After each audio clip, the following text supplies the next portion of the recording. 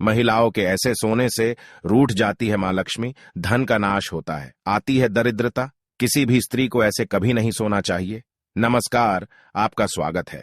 दोस्तों, हमारे प्राचीन ऋषि मुनि अत्यंत ज्ञानी और विद्वान थे। संसार के कल्याण हेतु उन्होंने ब्रह्मचर्य व्रत का पालन करते हुए जप तप आदि प्रकार के महान कार्य किए हैं। उन्होंने अपनी योग विद्या, ज्ञान तथा अनुभव के आधार पर प्राचीन शास्त्र और पुराणों का निर्माण किया है तथा देवताओं द्वारा प्राप्त ज्ञान को भी उन्होंने शास्त्रों के माध्यम से मनुष्यों तक पहुंचाने का उत्तम कार्य किया है। हमारे धर्म शास्त्रों में स्त्री और पुरुष दोनों के लिए ही महत्वपूर्ण नियमों का वर्णन किया गया है। सुबह जागने से लेकर रात्रि को सोने तक किए जाने वाले सभी नित्य कर्मों से जुड़े महत्वपूर्ण नियमों के बारे में हमारे शास्त्रों में बताया गया है।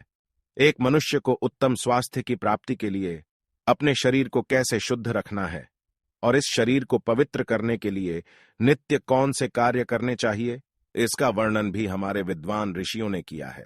श्री कृष्ण कहते हैं, मनुष्य को अपने शरीर से अत्यधिक मोह नहीं करना चाहिए, किंतु उसे परमात्मा से प्राप्त इस शरीर का नाश भी नहीं करना चाहिए। कई बार मनुष्य नाना प्रकार के अनिष्ट कार्य करके अपने पवित्र शरीर को मलिन करते हैं, इसे दूषित करते हैं तथा पाप युक्त बना देते हैं, जिस कारण से शरीर में रोग उत्पन्न होते हैं, मनुष्य की आयु कम होने लगती है और उसे अकाल मृत्यु प्राप्त होती है। आज हम बात करने वाले हैं मनुष्य को अपने शरीर को पवित्र कैसे रखना है और रात्रि को सोते समय कौन से नियमों का पालन करना चाहिए। खासकर महिलाओं को इस एक महत्वपूर्ण नियम का पालन अवश्य करना चाहिए, अन्यथा जीवन में दुर्भाग्य आता है। सबसे पहली बात है कि मनुष्य को नित्य स्नान करना चाहिए। बिना स्नान किए कभी नहीं रहना चाहिए। स्नान से ही शरीर की शुद्धि होती है। स्नान करने के पश्चात ही मनुष्य देव पूजा आदि धार्मिक कार्य करने के योग्य बन जाता है। बिना स्नान किए कभी भोजन तथा पूजा पाठ नहीं करना चाहिए। बिना स्नान किए भोजन करने वाले मनुष्य के घर में लक्ष्मी का वास नहीं होता है। दोस्तों, हमारे सभी धर्मशास्त्रों में बालों के विषय में महत्वपूर्ण ज्ञान दिया गया है। मनुष्य को अपने बालों को कैसे रखना चाहिए, किस दिन कटवाना चाहिए तथा किस दिन नहीं कटवाना चाहिए, बालों को कितना लंबा रखना श्रेष्ठ होता है और बालों से संबंधित क्या तांत्रिक कारण होते हैं, इसके बारे में शास्त्रों में बताया गया है। दोस्तों, हिंदू धर्म में सप्ताह का प्रत्येक दिन किसी न किसी देवता को समर्पित होता है और सप्ताह के प्रत्येक दिन के कुछ नियम भी अवश्य होते हैं। इसी तरह बाल कटवाने से संबंधित भी कुछ नियम होते हैं जो हर दिन के हिसाब से अलग अलग बताए गए हैं। शास्त्रों के अनुसार मनुष्य को अपने बाल मंगलवार, गुरुवार और शनिवार के दिन कभी नहीं कटवाने चाहिए। मंगलवार का दिन मंगल ग्रह से संबंधित होता है। मंगलवार को बाल काटने से जीवन में क्लेश की स्थिति निर्माण होती है, अकारण ही शत्रु निर्माण होते हैं और व्यक्ति का स्वभाव भी क्रोधी बनने लगता है।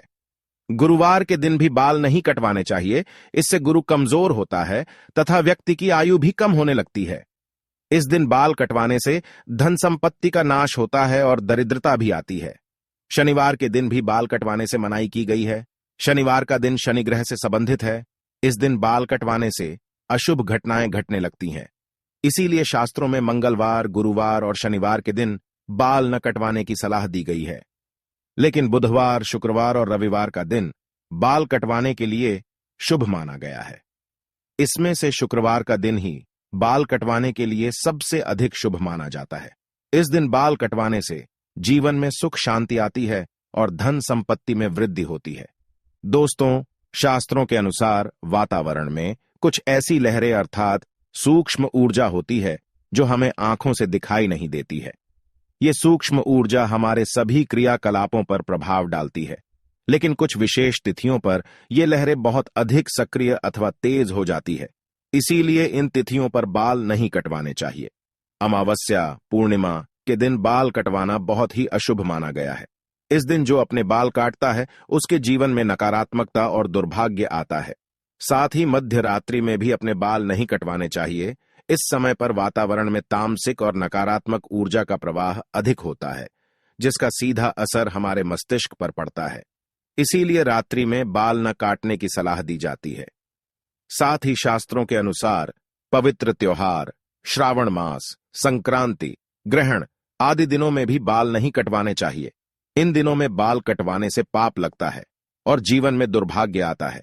जन्म दिवस पर बाल कटवाना भी अशुभ माना गया है। आइए अब जानते हैं महिलाओं के लिए बालों से संबंधित कौन से महत्वपूर्ण नियम बताए गए हैं। शास्त्रों के अनुसार काले, घने और लंबे बाल स्त्री का आभूषण होते हैं। बालों से ही स्त्रियों में पवित्रता और सकारात्मकता आती है। प्राचीन काल से ही स्त्रियों के लंबे बालों को उनके सौंदर्य का प्रतीक माना जाता है। लेकिन लंबे बालों से जुड़ी महत्वपूर्ण बात आप सभी को ध्यान में रखनी चाहिए।